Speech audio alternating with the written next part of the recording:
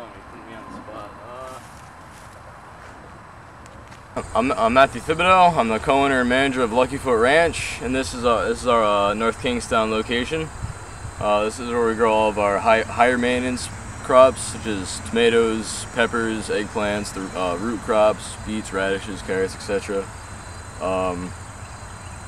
Get our kale, beans, cabbage, etc. We also have land up in East Greenwich at my grandmother's place on Middle Road. That's where we grow our lower maintenance stuff, like the summer squash, which we also have a crop here, winter squash, the beans, not the beans, the garlic, the onions, and the cucumbers. And down in Charlestown, we have our greenhouse, our nursery, and that's where we grow our salad mix.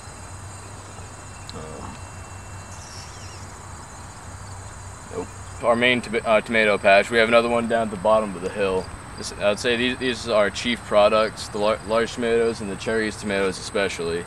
We grow, between the cherries and the large ones, we grow 23 different varieties, all different colors. We do the yellows, the oranges, the reds of course, some greens, purples, just every color of the rainbow except blue pretty much. I've yet to see a blue tomato. But yeah, this is our chief product here. This season we're growing 10,000 individual plants. You have the big beefs right here, the big honking tomatoes, big 1-pounders. Got the little guys, little half pounders, and of course little cherries. What's that? That's toss the varieties. Yeah, that's this is 7 of the 9 varieties that we have. This is called black cherry, white cherry, sun gold, and these 4 I can't remember off the top of my head, but they're all as sweet as candy though, I'll tell you. They're good. Here's our fall succession of the beets. These rows here, and then over here, these are all carrots. This is the reason we use this stuff instead of overhead sprinklers is drip irrigation. T-tape there's one right there and one right here. About every foot there's a perforation in it that allows the water to weep out. So it goes directly into the ground instead of losing so much to irrigation with overhead sprinklers, because you're spraying into the air. So when it's sprayed like that, it vaporizes much quicker, so you lose a lot more to evaporation.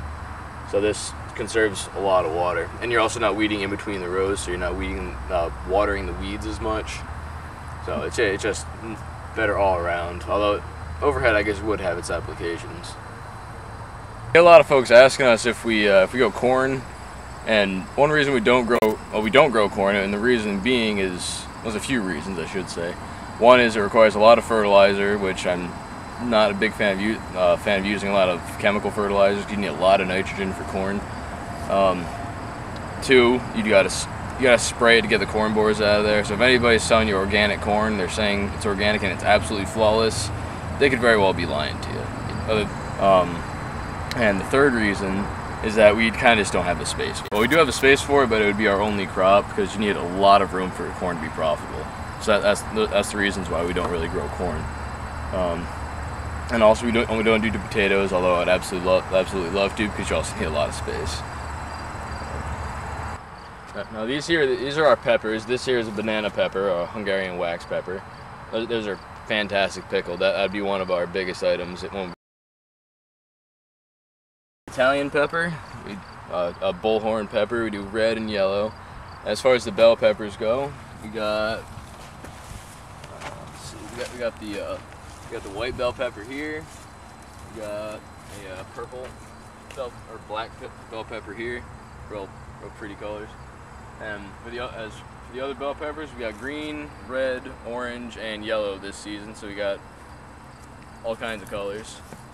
And again, back into the hot peppers, we got Hungarian wax, we got a cayenne pepper, serrano pepper, a jalapeno pepper, and then somewhere out there we have habanero peppers.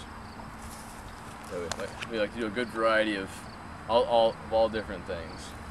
23 kinds of tomatoes, 16 kinds of peppers, 3 kinds of eggplant. We do the solid black, solid black, purple, a speckled purple and white, and then a solid white.